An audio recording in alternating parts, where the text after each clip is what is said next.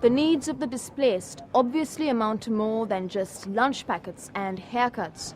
But whether they're well taken care of, like the government says, or whether they're going through a harrowing experience, like some NGOs say, these are everyday stories that remind us of the need to give them more assistance to ensure a speedy and long-term rehabilitation.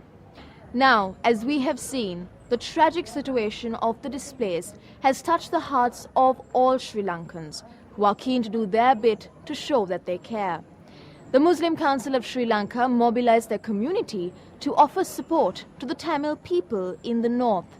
Working closely with the community's religious leaders, they were among those who sent urgently required essential items to the displaced.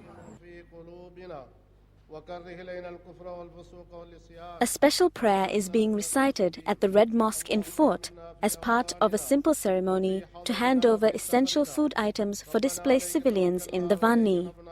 Minister of Disaster Relief Services and Resettlement, Rishad Badiuddin, is present to accept the contribution on behalf of the government.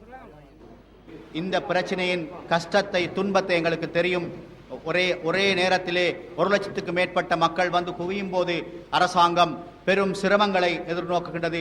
அரசாங்கத்துடைய இந்த முயற்சிக்கு முஸ்லிம் சமூகத்தின் சார்பில் உதவுவதுதான் எங்களுடைய நோக்கம். அதே நேரத்திலே எங்களுடைய சகோதர தமிழ் பேசும் சமூகம் படுகின்ற அந்த துன்பத்தின் ஒரு பங்குதாரர்களாக்க வேண்டும். The Muslim Council of Sri Lanka and the All Ceylon Jamiatul Ulama are rallying the Muslim community in Colombo and other parts of the country to generously contribute to the government's efforts in providing basic relief items to the displaced Tamil civilians. Minister Rishad Badiuddin, who has been directly involved in the provision of relief for the displaced Tamil civilians in government welfare centres, knows how important it is that aid in food and other forms reach these civilians in adequate quantities. Muslim Janatava වෙනුවෙන් Muslim ජනතාවගේ උදව් එකතු කරලා Muslim Council of Sri Lanka ඒ වගේම සම්මන්කොට්ටු පල්ලිය trustee board ඒ වගේම අපේ සියලුම මුස්ලිම් සමහර ව්‍යාපාරිවරුත් එකතු වෙලා අද දවස මේ අවතන් වෙලා ඇවිල්ලා ඉන්න වවුනියාව කඳවුරුවල ජීවත් වෙන ජනතාවට ලබා දුන් භාණ්ඩ මම අද බාරගත්තා. මම අපේ ජනාධිපතිතුමා වෙනුවෙන් ඒ වගේම අපේ රජය වෙනුවෙන් මේ අවතන් ජනතාව වෙනුවෙන් මම මාගේ ස්තුතිය මේ වගේ උදව් කරපු සියලු දෙනාටම මාගේ ස්තුතිය මම මෙතන පුද කරනවා. This event marked the beginning of the efforts of the Muslim community to provide organized and sustained help for the displaced Tamil civilians in the north. In the future too, the organizers plan to mobilize the Muslim community and provide any possible assistance until the humanitarian situation comes under control. To find out more about the role of civil society organizations such as the Muslim Council of Sri Lanka in the war recovery process, I spoke to the chairman of the Muslim Council Action Committee for Relief, Hilmi Sulaiman. The Muslim Council of Sri Lanka has recently dispatched aid for the displaced communities in the north. What is it that prompted you to mobilize your community on this scale to collect and send relief items to these people? The Muslim Council has experience which it has gained from the tsunami as well as the Muzur incidents of mobilizing its grassroots level organizations and people to an emergency like this. And we felt that we are quite capable of doing it, and there is a duty as a Muslim to help somebody in trouble.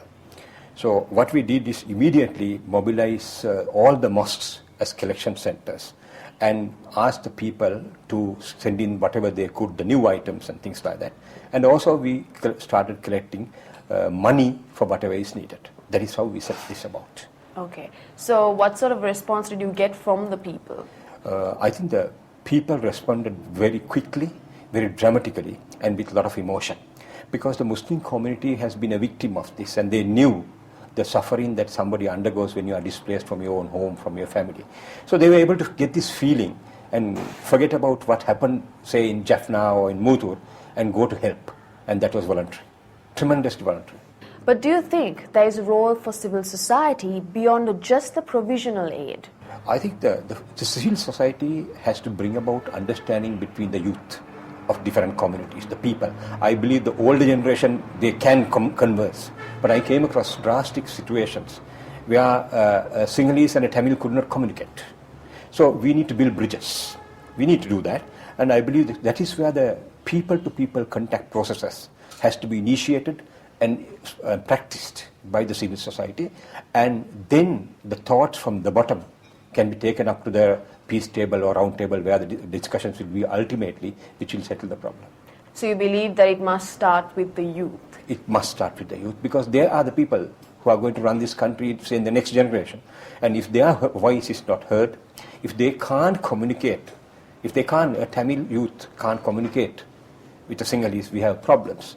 I feel there Muslims have a tremendous advantage because we speak virtually all three languages, and we can be the medium, the most effective medium to come between the two and bring about understanding, which is fundamental.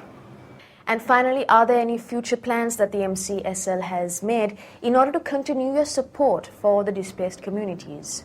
What we are doing is we have been basically supplying relief items, cooking food and supplying cooked meals, both in now recently in Pulmune as well as in Vaunia. And we are now getting ready for medical supplies. We have got collections from abroad as well, from local communities, from the Tamils and Muslims as well, to buy drugs and establish medical services. We have our own organizations which have medical teams, plus ambulances, plus medicine. By next week, we move into supplying medical aid because the food needs may come down because the government is taking over. And we'll be very happy to give whatever assistance they need in whatever form because of the experience that we have gained at Tsunami plus Motur. You see, we can always sort of mobilize ourselves to whatever we can do. So will there be members of your community going to those areas and being a part of that process? We have, our membership is over 100 organizations and we have volunteers on the ground. If volunteers are needed, we will be there if there is permission. But medical permission is there. We are working with some of the groups and some of the people are already there. So they will continue to be there. And we will anyway on our own monitor what is happening and wherever possible help the government to get this task done better whenever possible.